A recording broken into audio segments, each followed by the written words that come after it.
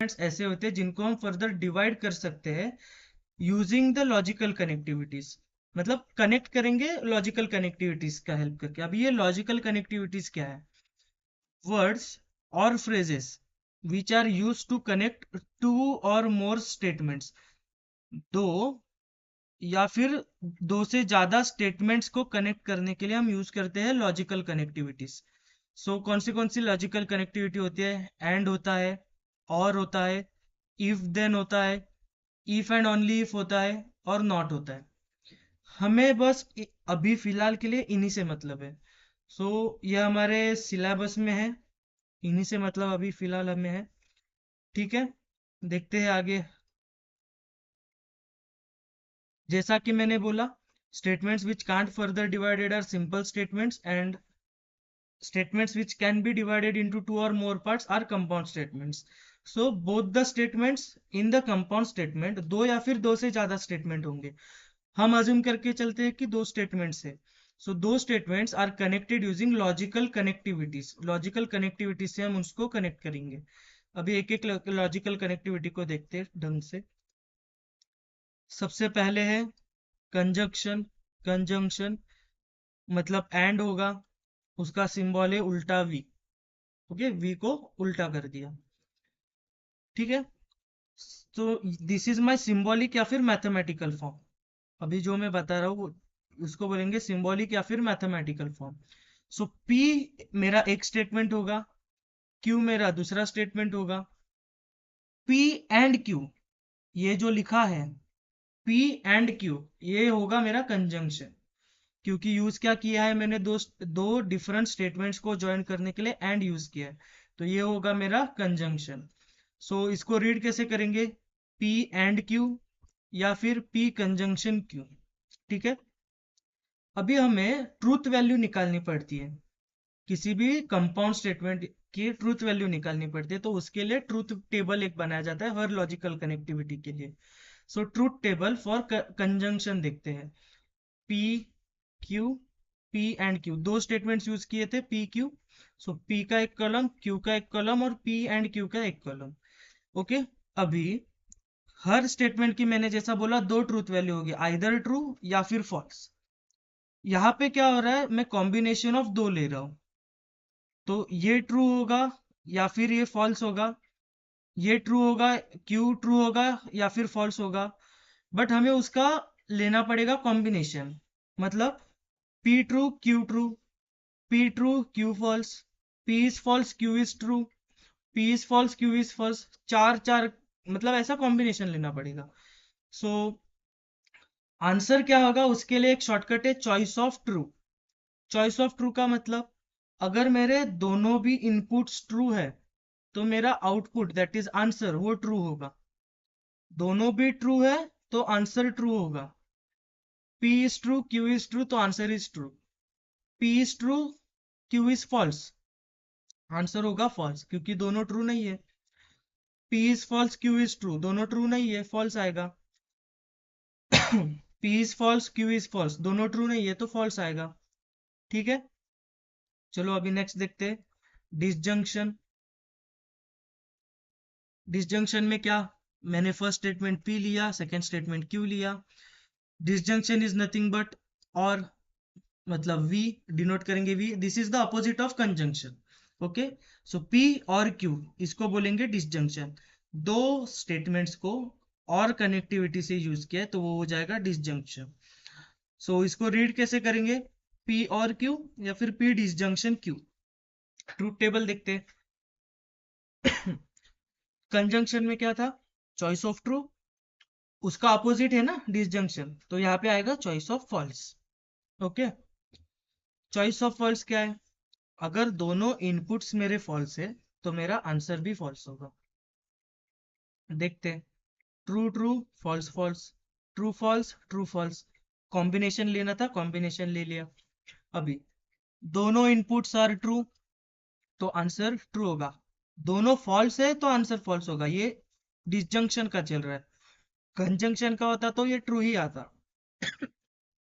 Okay, now P is true, Q is false. दोनों true है क्या, अपना दोनों फॉल्स है क्या, नहीं, तो आंसर ट्रू आएगा।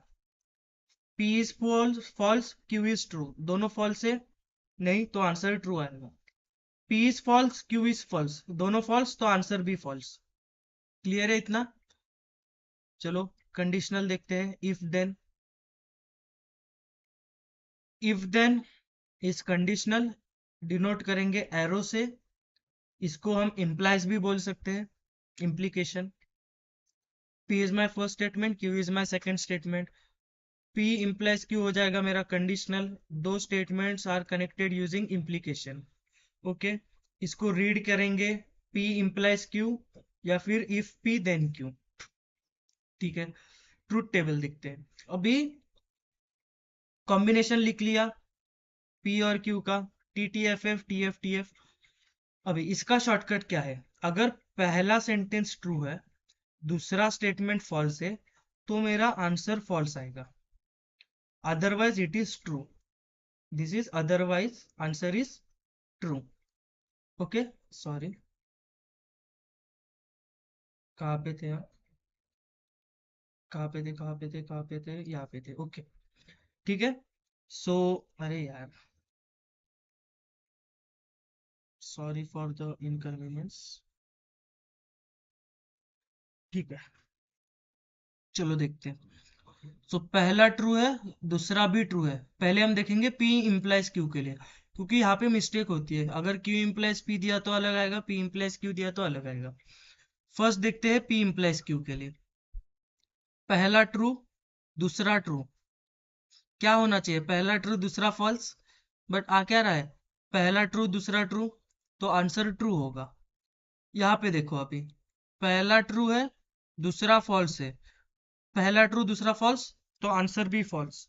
ओके, पहला फॉल्स है, दूसरा ट्रू है, इसको सेटिस्फाई कर रहा है क्या, नहीं, तो आंसर ट्रू होगा। पहला फॉल्स दूसरा false, answer will be true.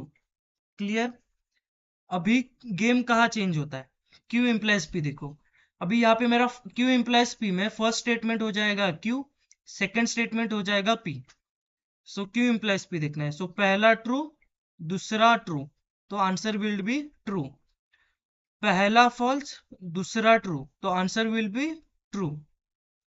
पहला ट्रू, दूसरा फॉल्स, तो आंसर होगा false. T F F.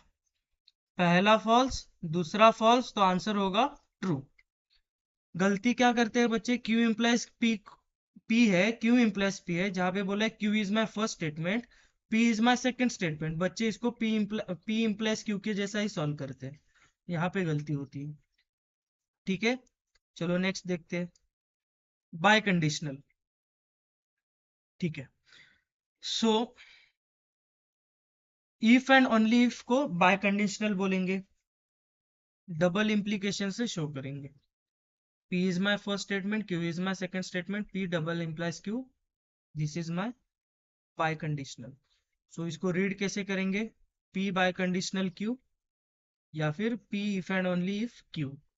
Truth table देखते हैं। P और Q के लिख लिए कॉम्बिनेशंस। अभी अगर तो दोनों की ट्रूथ वैल्यू सेम है, तो आंसर मेरा ट्रू होगा। सेम मतलब FF भी हो सकता है, TT भी हो सकता है। अगर तो दोनों की ट्रूथ वैल्यू डिफरेंट है, तो आंसर होगा मेरा फॉल्स। यहाँ पे छुपा है। अगर तो डिफरेंट ट्रूथ वैल्यू है, तो आंसर होगा फॉल्स। तो देखो, दोनों सेम है तो आंसर ट्रू, दोनों सेम है तो आंसर ट्रू, दोनों डिफरेंट है तो आंसर फॉल्स, दोनों डिफरेंट है तो आंसर फॉल्स। समझा? नेक्स्ट, सबसे सिंपल, नॉट निगेशन होता है उसका सिंबल। इसमें बस एक ही स्टेटमेंट को यूज किया जाता है। पी को लिया मैंने एक फर्स्ट स्टेटमेंट, निगेशन पी होगा मेरा निगेशन ऑफ दैट स्टेटमेंट। सो इसको रीड करेंगे negation of P. Truth value भी सिंपल होगा। अभी पी के लिए तो दो ही ट्रूथ वैल्यू होगी, टी या फिर एफ। टी या फिर एफ लिख लिया। अभी निगेशन पी मतलब ऑपोजिट लेना है, उल्टा लेना है। सो ट्रू का ऑपोजिट इज फॉल्स, फॉल्स का ऑपोजिट इज ट्रू। क्लियर हो गया? अभी कुछ क्वेश्चन से प्रैक्टिस करने के लिए चलो करते हैं। सो ये ले लिया मैंने marker. Okay, express the statements symbolically, symbolic form में लिखना है हमें स्टेटमेंट्स को। क्या क्वेश्चन बोला है पहला, 2 is an even number and 25 is a perfect square. ये एंड क्या है मेरा, logical connectivity, logical connectivity. So first step होगा लॉजिकल कनेक्टिविटी ढूंढो, तो and is my logical connectivity. So अभी लॉजिकल कनेक्टिविटी है मतलब दो या फिर दो से ज्यादा स्टेटमेंट प्रेजेंट रहेंगे। सो पी में लेता हूं मेरा पहला statement, that is 2 is an even number, और क्यू आ जाएगा 25 is a perfect square. P और क्यू लिख लिया। याद रखना इन्हें हमेशा पॉजिटिव ही लिखना है, निगेटिव नहीं लिखना है, क्यों वो आगे पता चलेगा। ठीक है, अगर तो दिया है 25 is not a perfect square, फिर भी हमें लिखते समय यहाँ पे क्या लिखना है, 25 इज अ परफेक्ट स्क्वायर, क्यों वो आगे पता चलेगा। सो अभी सिंबॉलिक फॉर्म में लिखते हैं, सिंबॉलिक फॉर्म यहाँ से यहाँ पे रीड करते जाओ। 2 इज एन इवन नंबर, उसको लिया था पी, एंड मतलब उल्टा भी होता है सिंबॉलिक फॉर्म में। 25 इज अ परफेक्ट स्क्वायर, वो क्या होता है, 25 इज अ परफेक्ट स्क्वायर क्या होता है, क्यू होता है। ये हो गया हमारा answer. Okay, this is our answer. Then a school is open, और यहाँ पे और है, और there is holiday. So logical connectivity मिल गई। और पी क्या लूंगा मैं, स्कूल इज ओपन, और स्कूल इज ओपन, ये हो जाएगा मेरा पी। क्यू क्या आएगा, देयर इज अ हॉलीडे, ये आ जाएगा मेरा क्यू। अभी सिंबॉलिक फॉर्म क्या लिखूं, यहाँ से यहाँ रीड करते जाओ लेफ्ट से राइट। स्कूल इज ओपन, उसको लिया था पी, और मतलब V, there is a holiday Q, हो गया, इतना सिंपल है। नेक्स्ट क्या बोला है, बट। अभी ये कुछ नया है ना, याद रखो, but is nothing but similar to and को ही कभी कभी बट करके लिखते हैं। ठीक है, अभी मैंने ऊपर एक चीज बताई थी, स्टेटमेंट्स हम जब भी लिखेंगे हमेशा पॉजिटिव लिखना है, क्यों वो यहाँ पे पता चलेगा। अभी ये तो हमारी लॉजिकल कनेक्टिविटी है, तो Delhi is in India first statement हो जाएगा, Delhi is in India first statement होगा। सेकेंड स्टेटमेंट क्या आएगा, Dhaka is not in Sri Lanka, not in Sri Lanka. मैंने क्या बोला था, निगेटिव सेंटेंस लिखना नहीं है यहाँ पे, तो हम क्या लिखेंगे, Dhaka is in Sri Lanka, negative नहीं लिखना है तो पॉजिटिव करके लिखेंगे, ढाका इज इन श्रीलंका। हमने निगेटिव क्यों नहीं लिखा, अभी पता चलेगा। सिंबॉलिक फॉर्म, चलो देखें, लेफ्ट से राइट रीड करेंगे। दिल्ली इज इन इंडिया क्या है, पी, बट मतलब क्या है, and Dhaka is not in Sri Lanka, not in Sri Lanka. हमारा क्यू क्या था, ढाका इज इन श्रीलंका, उसका अपोजिट है Dhaka is not in Sri Lanka, opposite मतलब negative, P and negation of Q. समझा, चलो नेक्स्ट।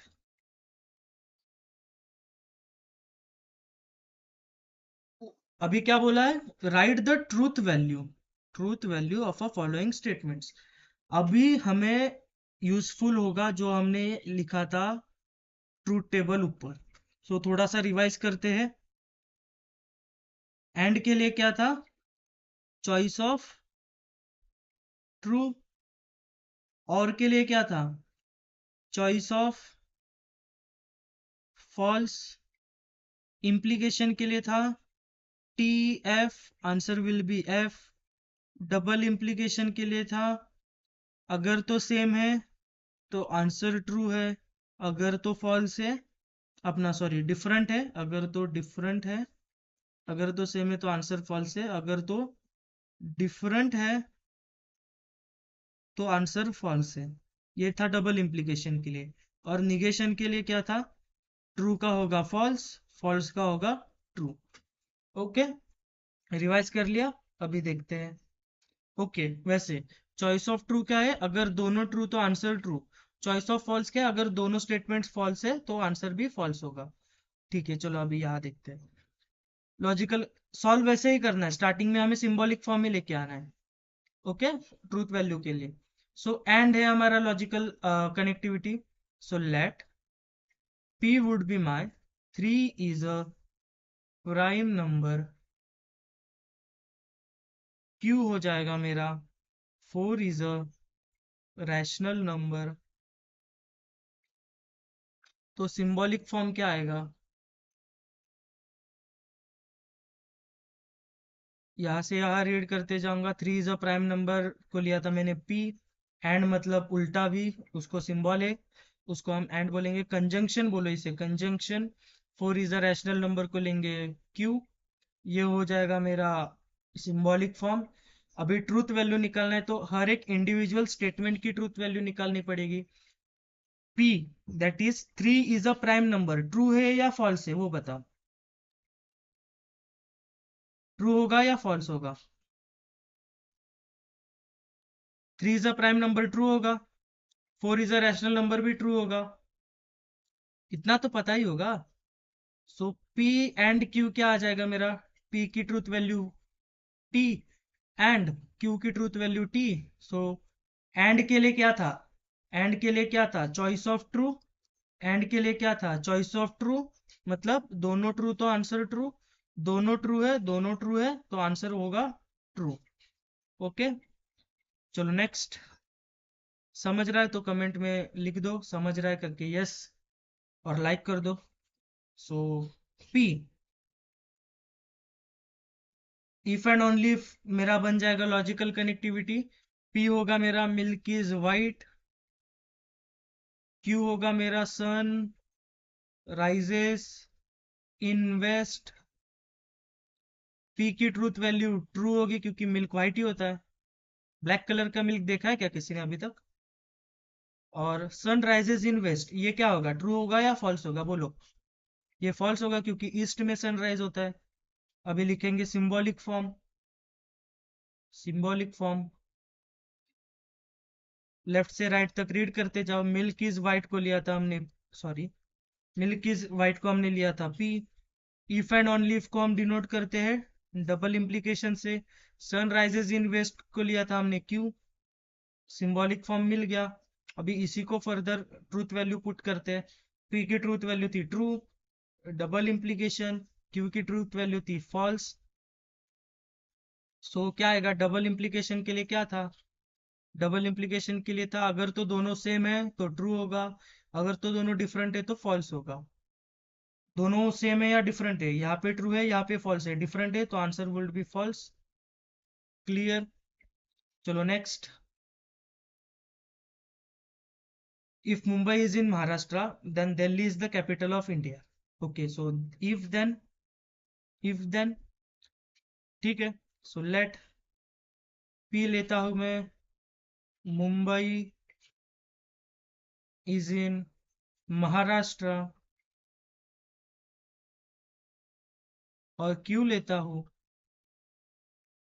क्यों लेता हूं Delhi is capital of India.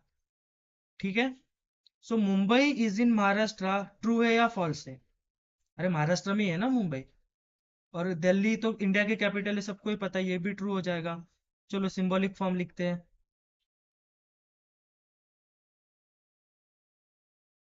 ठीक है, सो सिंबॉलिक फॉर्म क्या आएगा?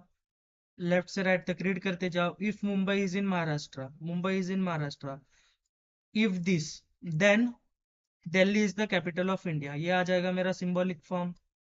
ओके, सो चलो ट्रूथ वैल्यू पुट करो। टी इंप्लाइज टी, क्या आएगा आंसर देखो, चलो चलते हैं, याद करते हैं क्या है। इम्प्लीकेशन के लिए क्या था? अगर तो फर्स्ट स्टेटमेंट ट्रू है, दूसरा स्टेटमेंट फॉल्स है तो आंसर मेरा फॉल्स होना चाहिए।